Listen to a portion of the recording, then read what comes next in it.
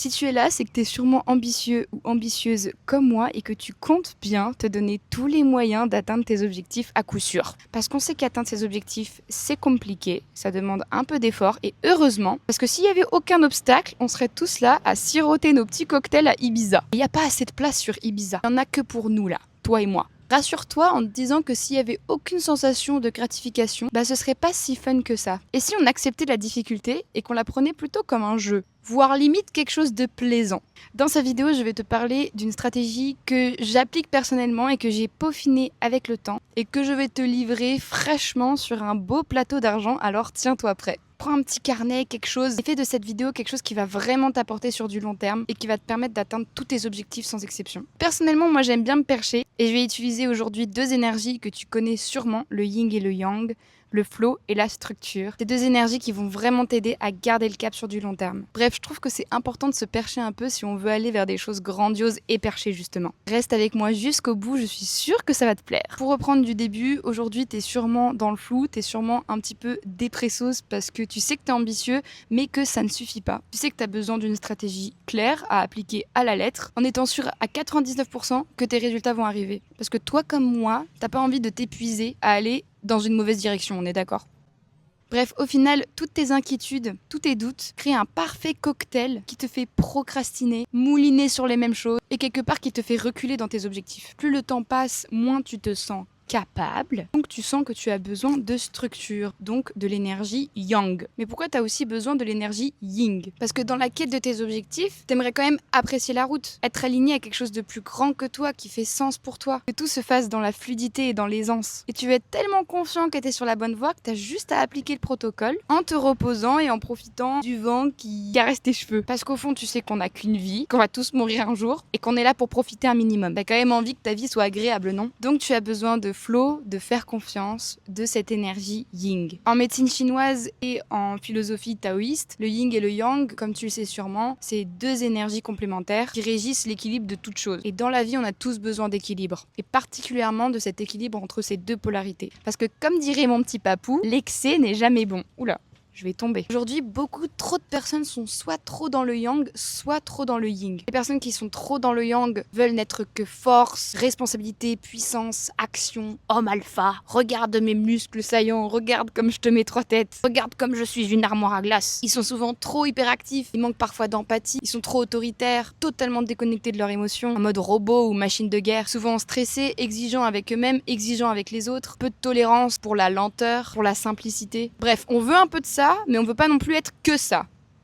On est d'accord. Puis d'un autre côté, on a les gens qui sont trop yin, trop rêveurs, qui réfléchissent beaucoup et qui n'agissent peu. Ils sont doux, enveloppants, lents, très connectés à leurs émotions, à leur intuition, mais qui sont aussi passifs, indécis, qui ont parfois du mal à prendre des décisions. Ils aiment la simplicité, la fluidité, l'aisance. C'est bien, mais il ne faut pas être que ça. Dans les deux cas, quand il y a de l'excès, il y a de la souffrance. Si t'es trop yang, tu vas souffrir de ne pas avoir un peu de yin en toi. Si t'es trop yin, tu vas souffrir de ne pas avoir assez de yang en toi. J'avoue que moi, j'étais surtout yin et je me plaignais beaucoup de pas avancer. Et petit à petit, je trouve que je trouve mon équilibre. C'est un travail de longue haleine, mais cet équilibre-là me permet d'être de plus en plus épanouie avec moi-même. Alors si tu veux atteindre tous tes objectifs avec structure et avec flow, avec une stratégie, un protocole, un cadre, mais également de l'aisance, de la simplicité, de la fluidité dans tes actions, voici tous mes conseils. C'est parti! Franchement, à une époque, j'aurais vraiment aimé tomber sur ce genre de vidéo. Allez, commençons par le yin, puisque c'est le flow de la vie, c'est la naissance, c'est la beauté, et c'est la base de tout commencement. L'énergie du yin, comme tu as pu le deviner, c'est être dans le flow, c'est enlever toute résistance, c'est être dans l'aisance, dans le lâcher prise. Comment est-ce qu'on fait pour avoir un petit peu plus de yin dans nos objectifs et quelles habitudes mettre en place concrètement dans notre quotidien? Pour tes objectifs, premièrement, félicitations, bravo. Prends le temps de te féliciter d'avoir des objectifs. Si tu regardes cette vidéo, c'est que tu as sûrement des rêves et que tu as envie de les accomplir. Et si tu faisais juste une pause pour être dans la gratitude de ce moment? Prends 2 secondes pour être juste dans la gratitude de ce début de quelque chose. Parce qu'il y a beaucoup de personnes qui rêveraient d'avoir la possibilité d'accomplir un rêve. Plus tard, tu seras peut-être nostalgique de cette période. Tu étais encore un tout petit bébé qui débutait. Aujourd'hui, tu es au chapitre 1 de cette expérience, de ce début, de cet objectif. Respire un coup et dis-toi, oh, c'est excitant quand même. Si tout allait bien et si je profitais du chemin? Parce que oui, aimer le processus, c'est la clé qui te permettra de garder le cap. Accepter que la difficulté fait partie du processus te permettra de tenir sur du long terme. Donc accepte cette difficulté, ces peurs que tu as en toi. Ouvre-lui tes portes, roule-lui une grosse galoche, parce que sans elle, tout serait si fade, non? Alors fais-lui un gros câlin et réconcilie-toi avec elle. Accepte qu'aller vers tes objectifs nécessite aussi du courage et d'aller vers tes plus grandes peurs. Imagine que chaque pas, chaque étape soit un pur plaisir pour toi. Tu vas avec le smile. Et si tu constates que ça prend du temps, apprécie le fait que ça prenne du temps. Ton projet, t'as envie de le faire mijoter comme un bon petit tagine. Ne veux pas que ça soit un plat picard à réchauffer au micro-ondes. On n'est pas là pour ça, nous. Autre astuce pour être plus dans ton yin, il faut que tu aies une vision qui fasse sens pour toi. Tu as déjà dû entendre parler du fait d'être connecté à son pourquoi, à son why. Effectivement, c'est lui qui te permettra de t'accrocher quand les moments seront un petit peu plus difficiles, un peu plus challengeants. C'est une sorte de foi que tu entretiens entre toi et ton objectif. T'as déjà dû remarquer que lorsque quelqu'un se retrouve au fond du gouffre, qu'il fait face à un deuil, à une grosse difficulté dans sa vie, on dit souvent que c'est la foi qui l'a maintenu en vie. Eh bien, pour tes objectifs, lorsque tu auras des difficultés qui se présenteront à toi, surtout n'oublie pas de te rattacher à ta foi, à ton pourquoi, à ton sens. Ensuite, ça te paraîtra comme une évidence de continuer. Parce que la question c'est, est-ce que tu préfères abandonner mais souffrir de ne pas avoir essayé et prendre le risque de perdre ton sens, ton pourquoi, ta trajectoire sur cette vie, en quelque sorte ta mission de vie? Ou est-ce que tu préfères avancer vers quelque chose qui fait sens pour toi, mais faire face plutôt à la souffrance provoquée par certains obstacles sur ton chemin pour atteindre ta mission de vie? Bref, tout ça n'est qu'une question de choisir ses souffrances. À toi de jouer là-dessus. Personnellement, ma foi, ce qui me guide vraiment, c'est que je sais que le projet que je fais actuellement, c'est un projet que l'une de mes meilleures amies, qui malheureusement a rejoint les étoiles, regardait avec des étoiles dans les yeux. Aujourd'hui, chacun de mes gestes, eh bien, je me dis qu'elle les regarde de là-haut et pour la rendre tout le temps fière, je me donne pas le choix que d'avancer. Bon, j'ai pas envie de plomber l'ambiance, mais bien évidemment, tu peux te trouver autre chose sur lequel t'accrocher, qui fait sens pour toi, qui te permettra de toujours garder le cap.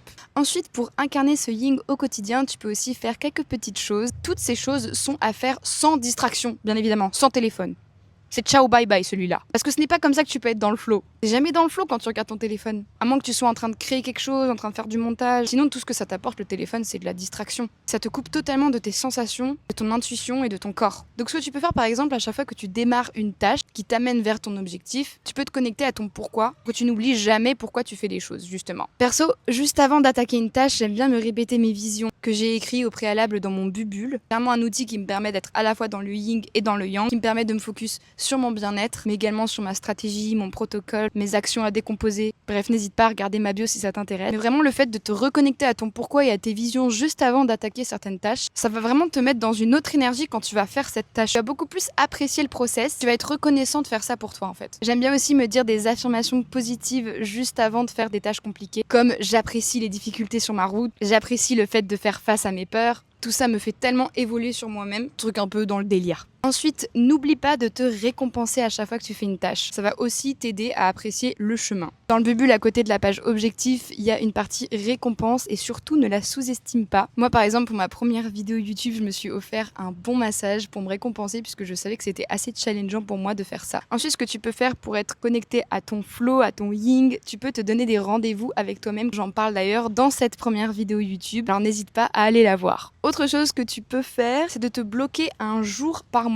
où tu fais tout en slow motion. Ça peut être un petit peu étrange. Tu vas te mettre à faire tout lentement. Tu manges lentement, tu marches lentement, tu prends conscience de chacun de tes gestes, tu parles lentement. Personne n'aura envie de te voir ce jour-là. Bref, tu vas commencer à apprécier la structure de chacune de tes actions. Et ça va te permettre aussi de cultiver la patience. Autre chose qui peut te permettre de te connecter à ton yin, c'est de faire comme une activité guidée où tu mets ton cerveau sur pause et tu danses comme un fou. Tu extériorises tout ce qu'il y a à extérioriser. Tu fais du yoga, tu fais de la méditation, de la peinture intuitive. Essaye d'aller dans une activité où tu te laisses embarquer par quelqu'un qui te fait découvrir son univers à lui et où tu n'as plus à tout contrôler. Essaye de t'inspirer de ce flow pour le mettre dans tes objectifs. Je sais pas si tu vois ce que je veux dire. Passons ensuite au yang, puisque tu te doutes bien que le yin ne se suffit pas à lui-même pour atteindre tes objectifs et passer à l'action. C'est pas vraiment lui qui nous donnera des résultats concrets.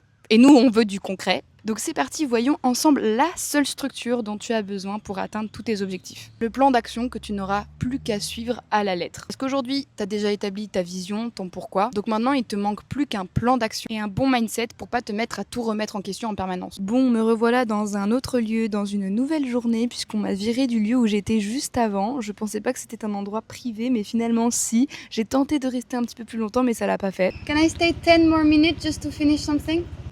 Bon, reprenons de plus belle, nous étions arrêtés au yang. Du coup, aujourd'hui, t'as ton pourquoi, t'as ta vision, t'es connecté à ton yin, mais malheureusement, ça ne suffit pas pour avoir de vrais résultats. Donc, on va voir ensemble comment créer ton protocole et un bon mindset pour garder le cap. Donc, premièrement, je vais te demander de t'imaginer face à un ami qui a besoin de conseils. Et il te dit, voilà ma vision, voilà mes objectifs. Concrètement, quelles sont les actions clés à répéter, les actions phares à faire pour atteindre cet objectif à 90%. Toi, comme tu es en dehors du projet, ça te tient pas vraiment à cœur. Souvent, un ami a envie de donner les meilleurs conseils. Donc, qu'est-ce que tu lui dirais à cette personne? Sans émotion, quelles sont les actions clés à répéter, les actions phares qu'il doit faire pour atteindre à 99% cet objectif qui se vise? Quelles sont les actions à répéter tous les jours, ou toutes les semaines, ou tous les mois? Et essaye de lui donner une réponse simplifiée qui va vraiment à l'essentiel pour ne pas t'éparpiller puisqu'on a envie d'en mettre des tonnes, mais essaye de donner au moins 3 choses principales à faire. Et si tu n'arrives pas à répondre à sa question, dis-lui plutôt les choses qu'aujourd'hui il doit arrêter de faire pour atteindre cet objectif. Sinon, pour éviter de mettre de l'émotion, puisque tu sais que ça reste quand même ton projet et ta vision, demande tout simplement à ChatGPT quelles sont les actions clés à faire, comme si tu étais une machine qui n'avait pas d'émotion, qui vont te permettre à coup sûr d'atteindre tes objectifs. Là, tu l'as la structure ensuite, t'as juste à l'appliquer après. Le vrai challenge ensuite, c'est tout ce qui est émotionnel. Mais sinon, concrètement, si tu faisais les actions sans mettre de l'émotion, t'arriverais à atteindre tes objectifs sans problème. Aujourd'hui, à partir du moment où t'as défini ton plan, ta structure, la seule condition pour que tu réussisses, c'est de tenir ta stratégie et ton contrat. Donc peut-être ce que tu peux faire, c'est de décider et de signer un contrat avec toi et toi-même pour rendre la chose encore plus tangible et créer une forme d'engagement avec toi-même. La question, ce sera plus est-ce que je vais réussir, mais plutôt combien de temps ça va me prendre pour que je réussisse. Ce sera qu'une question de temps ensuite. Mais t'es pas obligé de te précipiter ou de te noyer sous plein d'actions à faire. Tu peux juste profiter du chemin aussi. Bon, une fois que t'as défini les actions clés à faire, les actions à ne plus faire, les actions à répéter, que t'as signé ton contrat entre toi et toi-même, que t'as décidé aussi de ne pas en mettre trop dans ton quotidien, puisque c'est important de tenir sur du long terme, et bien toutes ces actions-là que tu as, il faut bien évidemment les placer dans un agenda maintenant pour être sûr de les appliquer. Il te faut un outil pour décomposer ces tâches et pour être sûr de les suivre dans le temps, donc soit Google Agenda, Notion ou le Bubule. Donc le Bubule, c'est l'outil que j'ai créé qui te permet de décomposer tes objectifs en partant de ta grosse vision, et ensuite tu décomposes tes objectifs dans tes mois, dans tes semaines, et ainsi de suite. Tu peux faire ça pour tes objectifs pro, mais aussi pour tes objectifs perso. Et pour les actions clés à répéter, t'as des habit trackers ou des trackers d'habitude. T'as également des pages bilan toutes les semaines, tous les mois, pour pouvoir suivre tes progrès et rester motivé en regardant tout le chemin parcouru que t'auras déjà fait. Donc une fois que t'as trouvé le parfait outil pour suivre tes objectifs, faire tes bilans réguliers pour te récompenser, observer aussi tes avancées et modifier ta trajectoire si besoin, quelque part t'auras plus d'excuses pour ne plus aller vers tes objectifs, puisque t'auras vraiment tout décomposé en avance avec cet outil, et que grâce à cette décomposition en avance, tu sais que tout ce qui te reste à faire, c'est juste de passer à l'action et d'avoir le bon mindset. Et peut-être que si t'as pas le bon mindset et que t'arrives pas à passer à l'action, que t'arrives pas à te mettre dans cette énergie de yang, il te manque des habitudes te permettant de te connecter à ton yang. Donc voyons ensemble les habitudes que tu peux mettre en place pour te connecter un petit peu plus à ton yang. Donc si t'as du mal à passer à l'action, que t'es souvent dans la procrastination, que t'es plus connecté à ton yin qu'à ton yang, voici toutes les petites choses que tu pourrais mettre en place. Premièrement, quand tu procrastines et que t'as pas envie de passer à l'action, essaie de te dire, bon, et si je faisais cette action juste 2 minutes pour voir. Souvent, commencer la tâche va te donner envie de la continuer. Souvent, le plus dur, c'est de passer à l'action, mais une fois que t'es en train de faire cette action-là, ça sert à quoi de retourner en arrière et d'arrêter cette action? Non, t'as envie de continuer sur cette lancée. Donc, petite technique, commence l'action que tu repousses au moins 2 minutes. Si par exemple, t'écris un livre, dis-toi, vas-y, je commence juste une phrase et je vois ensuite si j'ai envie de continuer. Sans pression, et tu vois ce que ça te fait. Ensuite, deuxième habitude, si tu bosses mieux sous pression, peut-être que tu peux te donner des deadlines et des fausses échéances. En mode, je dois terminer ce projet dans 3 jours, sinon... Peut-être que tu peux aussi te donner des contraintes ou des gages à faire avec un ami. Tu lui dis, vas-y, dans 3 jours, si j'ai pas fini ça, tu dois me frapper 3 fois. Non, peut-être pas. Tu dois me frapper jusqu'à la mort. Ou sinon, je t'invite à manger dans ton restaurant favori si dans 3 jours j'ai pas réussi mon objectif. Ensuite, troisième habitude, peut-être tu peux essayer d'adopter un espèce de rituel du guerrier, où à chaque fois que tu vas faire une action qui te semble un peu compliquée, tu te mets en mode guerrier, tu te regardes des vidéos de militaires qui font des pirouettes de partout, tu te mets des musiques d'action dans les oreilles, tu fais des push-ups, tu changes ta posture en mode posture de super-héros. T'imagines comme dans un film d'action où t'es le personnage principal et le monde n'attend que toi. Le monde a besoin de toi, a besoin de tes actions. Bref, change ton mindset en super-héros et attaque ensuite tes actions. Sinon, si c'est pas le rituel du guerrier, ça peut être le fait de t'imaginer être un entrepreneur, une femme badass ou un homme alpha ou un sportif de haut niveau, peu importe. Imagine-toi un idole, un mentor que t'as en tête et essaie de te connecter à son énergie à lui. Comment lui se sent quand il passe à l'action? Quelles sont ses croyances? Comment est-ce qu'il se sent dans son corps? Comment est-ce qu'il pose sa voix? Essaye d'imiter tout simplement quelqu'un que t'admires. Essaye pendant 2 secondes de lui emprunter sa vie et ensuite ton cerveau et tes actions suivront. D'ailleurs, je vais bientôt faire une vidéo sur comment shifter son identité, donc j'espère que ça va te plaire. N'hésite pas à aller la voir quand elle sera sortie. Sinon, autre tips, si t'arrives pas trop à te connecter à ton énergie de yang, tu pourrais peut-être te dire, bah vas-y, je me connecte d'abord à mon énergie de yin. Je suis plutôt dans l'intuition, donc par exemple, si je dois écrire un livre, au lieu d'être tout de suite dans le perfectionnisme de chaque mot, et si tu te mettais plutôt dans ton énergie de, vas-y, j'écris en vrac les idées de cette page, je me pose pas de questions, je suis dans l'énergie de l'enfant qui crée avec le flow, et ensuite, je me permets de structurer et de mettre du yang dans tout ça. Je corrige chacune de mes phrases et je me permets ensuite d'être perfectionniste. Donc t'écris toutes tes idées en vrac, puis tu les réorganises avec ton énergie de yang. Bref, tout ça crée la fusion parfaite entre ces deux énergies. D'ailleurs, c'est un peu ce que je fais avec mes vidéos YouTube. J'écris un petit peu en vrac tout ce dont j'ai envie de parler et après je structure et j'en parle en vidéo. Bref, pour conclure, pour atteindre tous tes objectifs, tu dois faire en sorte de créer une sorte d'harmonie entre ces deux polarités. Et si par exemple t'es trop yin, tu peux faire en sorte de t'entourer de gens un peu plus dynamiques, qui ont un bon mindset de guerrier. Tu peux essayer de te donner des deadlines ou bien de commencer ta tâche juste 2 minutes et voir ensuite ce qu'il en est. Si par contre tu es trop yang, tu peux essayer de te connecter un petit peu plus à ton corps, à ton intuition. Tu peux prendre du recul, journaler.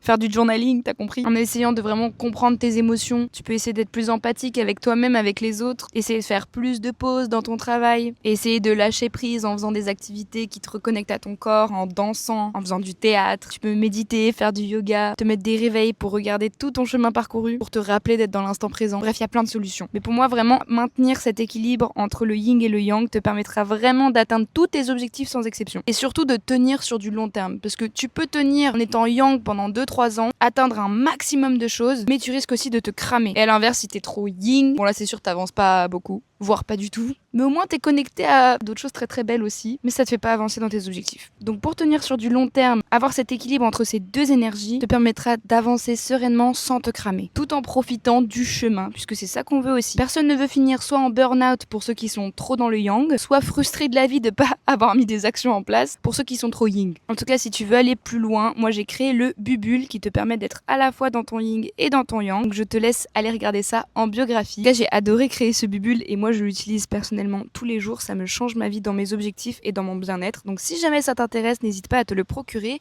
Et surtout, on a un petit groupe Facebook privé où on se motive entre nous à remplir les pages. Donc voilà, si tu veux des infos, tout ça est en bio. Et puis, je te fais plein de bisous et on se retrouve très vite pour une prochaine vidéo. Plein de bisous!